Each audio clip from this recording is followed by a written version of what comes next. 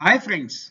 ऐसी क्या जरूरत पड़ गई रिजर्व बैंक ऑफ इंडिया को जो आरबीआई 3 नवंबर को एक additional monetary policy committee meet करने जा रहा है। राइट, तो आपने थंबनेल पे देखा है, आपने भी सोचा है ऐसा क्या है। तो चलिए एक डिटेल एनालिसिस करते हैं, but before I begin let me tell you कि this particular lecture is very important for your Reserve bank of India exam, NABARD, मतलब अगले साल का NABARD, obviously SEBI and IBPS का कोई भी एग्जाम जहां पे general awareness, banking awareness, financial awareness जैसा सब्जेक्ट है। Right, so before I begin let me also remind you that do not forget to download the PDF of this lecture from the description. तो शुरू करते हैं हमारा lecture. सबसे पहला, so friends, welcome to IXMB। शुरू करते हैं सबसे पहले चीज से कि व्हाट इज द न्यूज, कि न्यूज क्या है।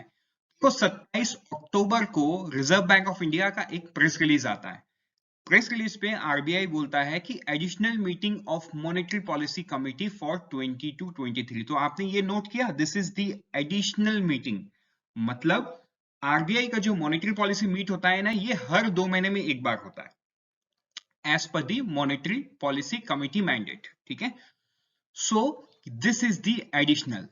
राइट, तो ये जो अनाउंसमेंट है RBI section 45ZI under the reserve bank of India act 1934 के तहत किया है। And this is something that you will have to note, क्योंकि आपको पूछ सकता है एंड ये यूनिक भी है because this is an additional meet. तो चलिए अब हम आगे बढ़ते हैं, समझते हैं कि ऐसा क्यों किया और क्या हो सकता है 3 नवंबर को। So highlight of the last monetary policy, एक बार हम हाईलाइट भी समझते हैं। देखो, हाईलाइट में ना आरबीआई हमेशा क्या करता है, एक अगला वाला डेट दे देता है। तो नेक्स्ट डेट है 5 to 7 सितंबर 2030। ये डेट आरबीआई कब दिया था? 30 सितंबर को। 30 सितंबर को जब मॉनेटरी पॉलिसी कमिटी रिव्यू आया था, तब आरबीआई ने ये डेट दिया था। तो ऑब्वियस सी बात है, 3 नवंबर को जब फिर से वो मीट करने वाले हैं तो एडिशनली होगा। करेक्ट। सो अगर हम आज के दिन में रेट्स की बात करें तो रेपो रेट 5.9% में है। 30 सितंबर को आरबीआई ने 50 बेसिस पॉइंट से बढ़ा दिया था। ठीक है, एकोमोडेशन, विड्रॉल ऑफ एकोमोडेशन, ये तो 5 अगस्त से ही है। रिवर्स रेपो रेट जो कि फिक्स्ड है 3.35, एमएसएफ बैंक रेट 6.15 पे है, एसएलआर सीएलआर 4.5 एंड 18% रेस्पेक्टिवली। और जो रियल जीडीपी है FY23 का और इन्फ्लेशन प्रोजेक्शन है, वो उनको 30 सितंबर में आरबीआई ने कोई चेंजेस नहीं किया है। Right, so this is the highlight. अब हम आगे बढ़ते हैं, हम समझते हैं कि 3 नवंबर को क्या होने वाला है। सो अगर हम इन्फ्लेशन की बात करें, बिकॉज देखो मॉनेटरी पॉलिसी कमिटी का काम क्या है, सबसे बड़ा काम उनका इन्फ्लेशन को मैनेज करना है। ऑब्वियसली 3 चीज है, एक है इकोनॉमिक स्टेबिलिटी, दूसरा है इन्फ्लेशन, तीसरा है ग्रोथ। एंड मैं आपको बता दूं, ये तीनों चीज इंटरडिपेंडेंट है। मतलब इकोनॉमिक ग्रोथ अकेले पॉसिबल ही नहीं है without managing inflation and without growth, economic stability. ठीक है, अगर हम इन्फ्लेशन की बात करें तो इन्फ्लेशन कंट्रोल करेंगे तो ऑटोमेटिकली बहुत सारा चीज खुद से मैनेज हो जाता है, because inflation is directly related to economic stability. ठीक है, तो अगर हम इन्फ्लेशन की बात करें 2022 में, तो मई महीने देखो, मई महीने से अब तक का डेटा क्या बोलता है, जो सीपीआई है, मतलब ये रिटेल डेटा है, और डब्ल्यूपीआई है होलसेल डेटा।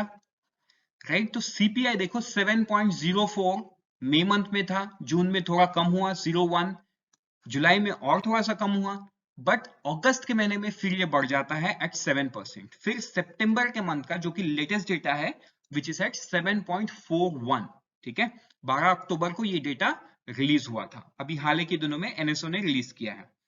अगर हम WPI होलसेल प्राइस इंडेक्स की बात करें तो मई महीने में देखो 15.88 था, मतलब डबल डिजिट इन्फ्लेशन था होलसेल साइड पे। तो ये थोड़ा सा कम हुआ, फिर थोड़ा कम हुआ, फिर थोड़ा कम हुआ, फिर थोड़ा सा लेटेस्ट पे कम हुआ 10.7। ठीक है, तो देखो WPI तो पास्ट ट्रेंड में कम हो रहा है, लेकिन CPI वो ट्रेंड को फॉलो नहीं कर रहा है जो ट्रेंड WPI दिखा रहा है। राइट, सो कहीं ना कहीं this shows that there is something more required to manage inflation in the country. Right, तो ये हो गई इन्फ्लेशन की बात। अब हम थोड़ा सा पीछे चलेंगे, ये तो बात हो गई 2022 की। अब हम थोड़ा पीछे चलेंगे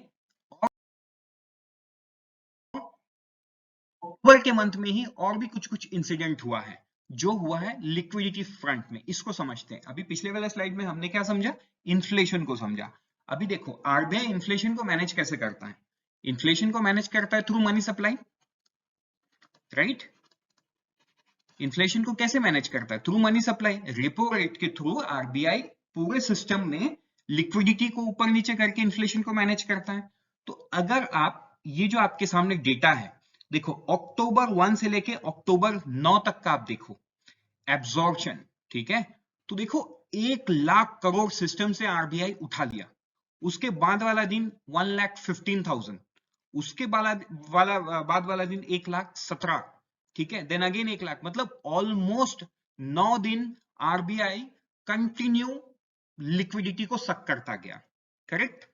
but on 10th October RBI ने थोड़ा सा इंजेक्ट किया 8,764 करोड़, ठीक है। तो अब ये धीरे धीरे धीरे आगे जाते हैं हम। ये फिर 15, 16, 17, 18 तारीख को आप देखो, 18 तारीख को आरबीआई ने 30,000 करोड़ रुपीस का एब्जॉर्प्शन किया है। सो उसके बाद एक न्यूज आया था कि जो लिक्विडिटी पोजीशन है वो देश में बहुत कम हो गया बिकॉज ऑफ मल्टीपल रीजन। एक तो रीजन है फेस्टिवल का, राइट। फेस्टिवल में लोगों ने बहुत खर्चा किया, ऊपर से जीएसटी टैक्स, मतलब बिजनेस हाउसेस के लिए जीएसटी का कुछ लास्ट डेट था, राइट। अब जीएसटी को हम यहाँ बहुत डीप में डिस्कस नहीं करेंगे, दैट्स व्हाई आई टोल्ड कि कुछ लास्ट डेट था।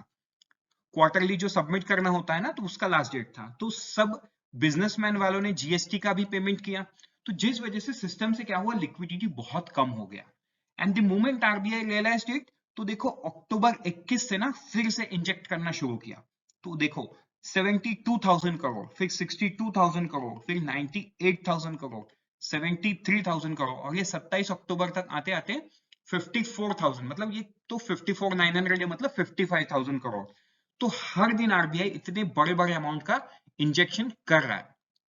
सो आपको क्या लगता है, एक तो इन्फ्लेशन है 7.41 पे, शुरू में आरबीआई ने इन्फ्लेशन को कंट्रोल किया थ्रू एब्जॉर्प्शन, नाउ फिर इंजेक्ट हो रहा है।